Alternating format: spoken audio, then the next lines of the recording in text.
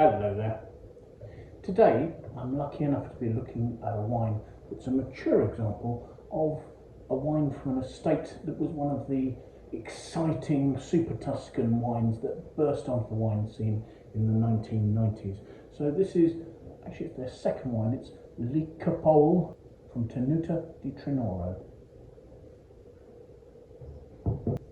So Tenuta di Trinoro nestles amongst the hills in the Val d'Orca, which is a sort of quite a large, wide valley overlooked by the extinct Mount Etna volcano. That's in the Tuscan province of Siena. Evidently the area is a bit of a backwater and quite close to the administrative borders with Lazio and Umbria, so we're in the southeast of Tuscany. And prior to the establishment of Tenuta di Trinoro here, there really wasn't much of a reputation for quality wine production in this area at all. So here we have a remote, rather serene estate making wine predominantly from 4 Bordeaux grape varieties: Merlot, Cabernet Franc, Cabernet Sauvignon and Petit Verdot, although we will note later that this wine contains a percentage of Uva di Troia, a native Italian grape variety. Now the estate was established by somebody called Andrea Franchetti, and he passed away in 2021, so it's now run by his son Benjamin. Andrea was somewhat eccentric, but also sort of seemed to be quite visionary and quite daring. He had done quite a few things in his life. He talks about running a restaurant in Rome, being a wine importer in the East Village in New York in the mid-1980s. Evidently when he left home at the age of 18, it was to bike to Afghanistan. So he's certainly somebody who wasn't afraid of a challenge. And the wines of Tenuta di Trinoro are very clearly influenced by friendships that Andrea made in Bordeaux in the late 80s, where he got to know people such as Jean-Luc Fenevin of Chateau Valandreau, Alain Vauthier, Peter Vinding-Dyers and Peter Sischik, all people at the more revolutionary end of Bordeaux's winemaking at the time. So the estate itself is about 200 hectares, but it only has 24 hectares of vineyard. And they sit in a sort of a natural amphitheatre where, because of the shelter, the mesoclimate is very warm. It enables them to get good ripeness into the grapes. The soils here are poor, and in combination with high planting densities, it was always Andrea's idea to try and make sure that the vine had to struggle to push its roots really deep down into the poor soils here and to get well established. The soils here are made up of blue clay, of rock, I think mainly limestone, and gravels.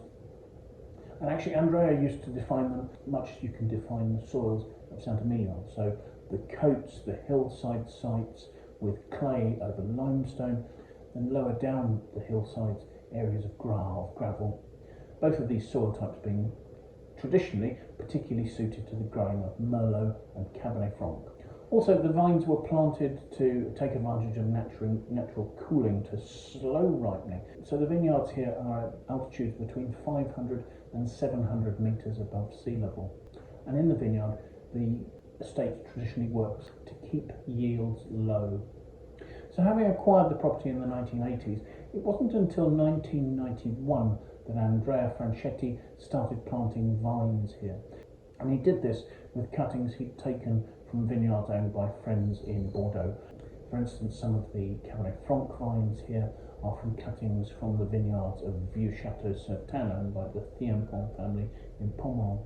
Now, the first commercial release of their first wine, Tenuta di Tinoro, didn't come until 1997. So actually it was the second wine, Cupole, that was released first, and that first came in 1995. So here, with the 1999 vintage, we have what is quite an early example of the wines from this estate. And I really will be interested to see how it's tasting, because for instance the producer suggests that the drinking window for this wine was up until 2012. So it's a wine of relatively advanced age. But also it's worth mentioning that 1999 was the year where Andrea branched out, started making some other wines he became famous for on Sicily's Mount Etna. So yes, Le Cupole di Trinoro is technically a second wine. So they say that this is a wine made from barrels that have been deselected from the first wine, the Tenuta di Trinoro. However, as we will see, there are also some other great varieties in here, and there is slightly less oak being used on these wines. One of the things that was very important to Andrea Franchetti when he was making his wines was to pick the grapes when they were fully ripe. And it was not unknown for him to push picking of some of the later varieties out into November. Looking at the picking dates for this particular wine, they start the picking of the Merlot on the 3rd of October and finish with the Cabernet Sauvignon on the 25th. Obviously that involves taking risks in terms of the likelihood of rain that could dilute the wine or create rot. However, it should ensure there's good ripeness in the fruit here. In the cellar, the approach has always been to use small fermentation tanks to match those as closely as possible to the different lots, so that the different vineyard plots can be vinified separately, and that actually helps if you're deselecting down into a second wine like this. Vinification was entirely done in temperature controlled stainless steel tanks, and it was all done with indigenous yeasts, i.e. those yeasts that had found their way into the winery on the fruit. There was no inoculation. Fermentation went on for between 12 and 15 days. Some small amounts of the blend went through a longer maceration, but did that in barrel. When I say that, it wasn't unusual for Andrea Franchetti to do maceration that went on for a couple of months post-ferment for a small portion of the vintage, probably not more than 15% of his total production. And the idea there is that that helps to polymerise the tannins, and while producing quite dense tannins, gets rid of excess and leaves the remainder very stable in the wine. Now, the notes I've seen suggest that all the wines in the estate undergo malolactic conversion in barrel, 100% new French oak. I don't know if that will have been the case for Le Cupole, but certainly that's what the notes say. Aging for this, for instance, they say goes on in 1 to 3 year old oak barrels. And these are French oak barrels, 225 litre barrels. Then also for Le Cupole, a portion of the wine was put aside and aged in cement tanks. So presumably just to reduce the oak influence, to make it more accessible as a young wine. And my understanding is that the wine will have stayed in barrel for about a year prior to bottling. I talked about the estate principally growing Bordeaux grape varieties. In 1999, for instance, the blend on this is 38% of Cabernet Sauvignon, with 20% of Cabernet Franc and 17% of Merlot. But this wine has no Petit Verdot in it. Instead, the remaining 25% comprises an indigenous Italian grape variety called Uva di Troia. So as I say, the producer suggests the drinking window on this wine actually was from 2002 to 2012. So let's take a look at it and see how it's lasted. Swirling it there, you've got still quite a sort of a blackish ruby colour there. The wine is noted on the label as being 13.5%. It's not particularly dark, I can see through it fairly reasonably. But actually there's quite a vibrancy to the red colour in the core. I'm swirling it, it's clearly got some viscosity there because it's quite readily forming some tears on the side of the glass there as I swirl it. So let's see what we make of the aroma, shall we?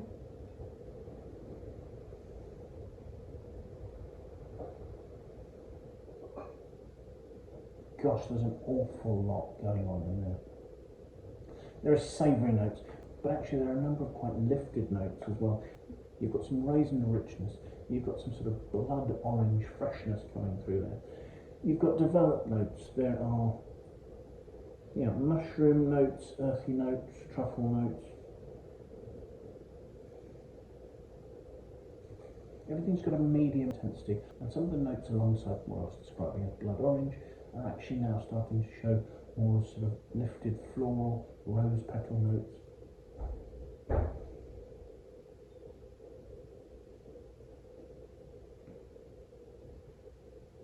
And yes, there are dusty notes and sweet spice notes that are making me think of cedar. So let's have a taste.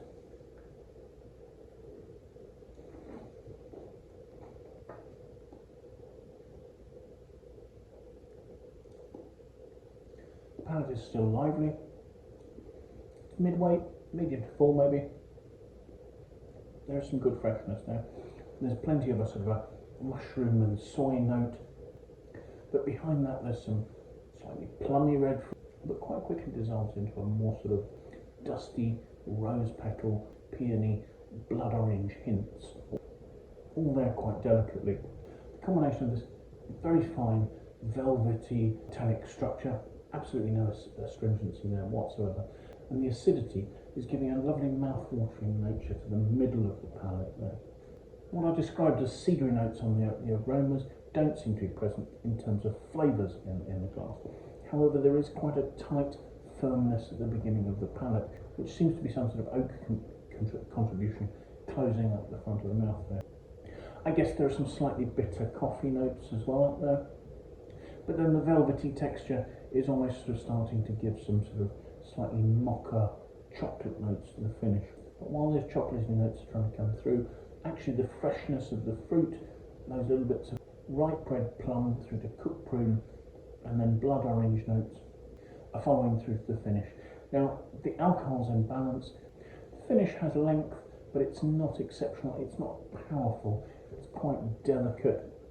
And that might suggest to me that this is a wine that's just starting to come to the end of its life. But I wouldn't think you were in a huge rush to drink this up over the next couple of years. I think this is going to continue to offer some really nice drinking. So yes, certainly a wine whose state of maturity seems to be over-delivering on that which was suggested by the producer in their notes.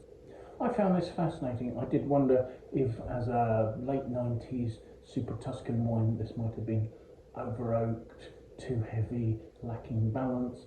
That's certainly not the case. There's a freshness here.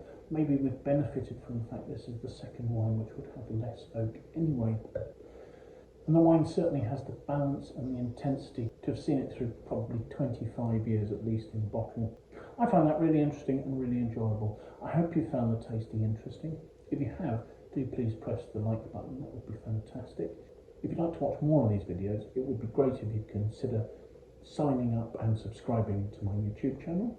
And by doing that also you can set yourself an alert and you can be notified every time I publish a new tasting, and that way you don't have to miss anything.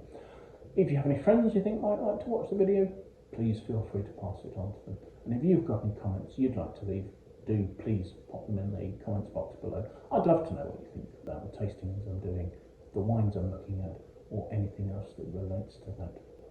I will leave a link to the winesearcher webpage for this vintage of this wine, and therefore you can see what vintages are available and where. You might not find it easy to obtain this particular one, but it should give you an idea there of pricing and availability for the brand. So thank you once again for watching, and if you've enjoyed it, I do hope you'll make some time and come and join us for another video tasting in the very near future. So until then, bye for now.